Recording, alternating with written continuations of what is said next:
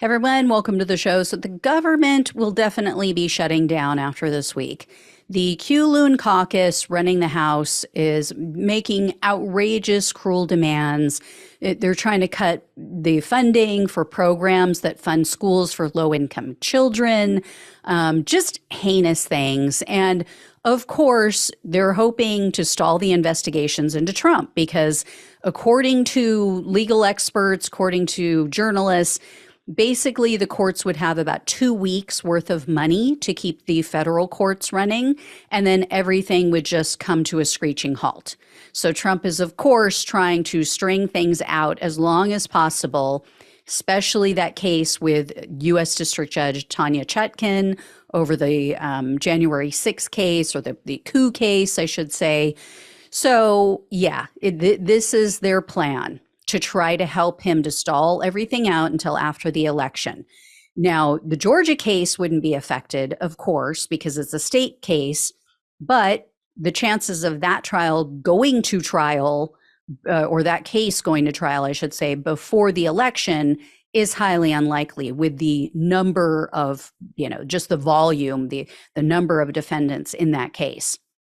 So this is their goal. The Senate came up with their own temporary fix, but Kevin McCarthy, who runs the House, he's the majority leader in the House, he already said, I'm not even bringing it up for a vote in the House. So a government shutdown is inevitable at this point. There is just simply no feasible way for the House and the Senate to pass everything that they need to pass before Friday. So that's not good for government employees and the country. And it's also looking like it's not good politically speaking for the Republicans. There was a morning consult poll. It was released on Tuesday, and most voters say they will blame Republicans for the shutdown. What's scary is that fewer than 1 in 4 voters, so less than 25%, is even aware of this impending shutdown. And nearly 1/4 of the voters also say that they would blame Joe Biden, even though he has absolutely no power to prevent this shutdown. He has nothing to do with this. This is why I am not completely opposed to testing requirements to earn your voter registration. We have far too many people, too many voters in this country that are completely ignorant of the process. Anyway, here's how the numbers break down by party affiliation and just overall. For those not watching the video, what I'm showing on the screen is that 34% of all voters say they will blame House Republican members for the shutdown. 21% say they'll blame Democrats, even though they're the minority in the House. And then 23% say they will blame Biden. And as you guys can see, Republican voters, by and large, want to blame everyone except for their party, except for the party in control of the House that is holding this whole thing up. 31% of Republicans blame Biden. Another 31% say they'll blame Democrats, and only 15% of Republicans actually know what's going on. And they actually rightfully blame their own party and their Congress members. The most important figure, though, shows that 32% of independent voters say that they will lay the blame at the feet of congressional Republicans. That's a crucial voting block for both parties. So that's very key. And what's interesting, though, is when Morning Consult asked voters the same question, but they gave respondents an additional option, most voters chose that additional option. As you guys can see in this graphic, when voters were asked to choose who they're going to blame, and they were allowed an additional option of blaming both parties, blaming both Republicans and Democrats, the majority agreed, yeah, both parties are to blame. This is literally at odds with reality.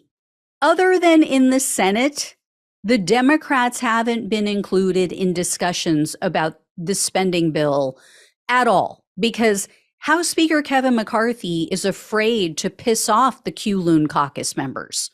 So he doesn't want to be seen as fraternizing with the enemy. So, he's afraid that his own party will oust him from his position as speaker. Now, my experience in speaking with people is that the people who pay the least attention to politics are the ones who most likely are going to tell you both sides are exactly the same. They're going to both sides the argument for everything. And anyone who's watched the show for any length of time knows I agree. There are things that happen on both sides of the aisle that are absolutely 100% unequivocally unacceptable. They are wrong. They are dangerous for the country. But the people who pay the least amount of attention to politics, with them, there's no nuance. There's no acknowledgement that, yes, well, there's standard issue corruption on both sides. One side has truly gone off the rails. One side has completely lost their minds and their souls and wants to take us into authoritarian territory. Wants Donald Trump to be a dictator and for their rules to be the only rules that matter. And the majority of these people that I speak with, either they don't vote at all because they just use that excuse to be lazy, to not look at anything, and to not really actually do their homework on what each party is up to and how they affect their lives, or they just vote based on their feelings. They vote based on whether or not they like someone. So, how did that work out for us with Bush, right? The Iraq War? I mean, okay. Yeah, I'd like to have a beer with him. Okay, while he's getting us into an illegal war, lying us into war. Go for it. Yeah, that's always worked out so well for us in the past. Anyway, I will let you all know when I hear more, but again, this is happening. It is a shutdown, 100%, and most likely, for many reasons, but a lot of it has to do with the Q-Loon caucus and their fealty to Trump and trying to help him to avoid accountability for his crimes. All right. Thanks so much for watching and listening. Please like, please share, please subscribe, please donate if you can. Love you guys. Take care. Talk with you soon.